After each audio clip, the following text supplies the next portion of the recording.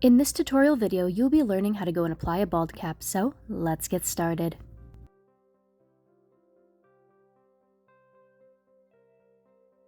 The bald cap that I am using for this tutorial is a latex bald cap. This one is slightly thicker than some of the other ones that you may be able to go and purchase online, but it does work very well. Also too, for this tutorial, I have very long hair and I'm just going to stick it out of the back. So first off, you're going to go and put the latex cap onto your head. Go and cut slits that are going to go and expose your ear. Go nice and slow because you don't want to go and cut any of your hair. If you do have shorter hair too, what you can consider doing is using a little bit of gel before you go and put this on, gelling your hair down, and it'll look a lot more realistic. After you've cut the slit for your ear, you're going to go and make sure it fully and totally sits right, that you don't need to go and adjust it more. Then you're going to use adhesive. I am not using liquid latex as an adhesive, and I really do not suggest to do so, especially if you want to reuse this bald cap.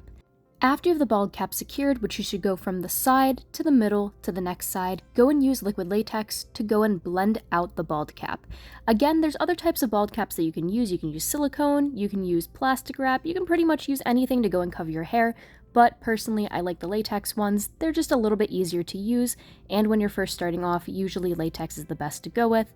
Unless you do have an allergy, then please go with silicone. Silicone though can be a little bit hard to cosmetize. After the liquid latex is dried and you have it blended, go and powder this. You do not want this to go and stick. If you don't powder it, this is going to stick when you scrunch your head. After that is done and also dried fully, go and start to apply a cosmetic that is close to your skin tone. I'm using a foundation, it's full coverage foundation. This one is just a little bit darker because I want to have kind of a separation between the different color and to make it match my skin tone since I am a little bit tan in certain areas but also others I'm not. Now what I'm doing is I'm going back with a different foundation that is just a bit lighter and I'm blending everything together. And now that the base is done, I'm going and adding a darker shade, which is going to be little splatter marks because I do have a bunch of moles that are all over me and also freckles. So I'm taking a brush, wetting it, and then going and putting little dots. I am using an alcohol activated palette for this, but you don't need to go and do that. You can always use cream cosmetic or pretty much another foundation that is a little darker.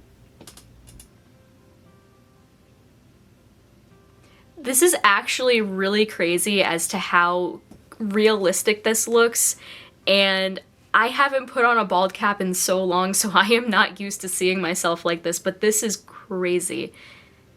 And again, this is great for costumes, cosplay, anything that you're honestly doing. Same thing with also casting your face. You need to go and put your hair back, but this is awesome.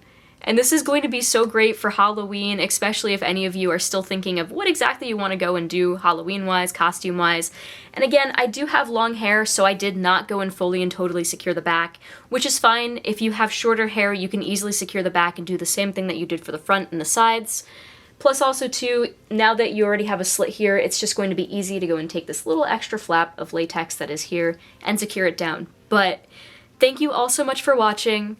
Make sure to like, comment, and subscribe. And also, happy almost spooky season. I post DIYs Friday, special effects Saturday, and also shorts almost every single day. Thank you all so much for watching.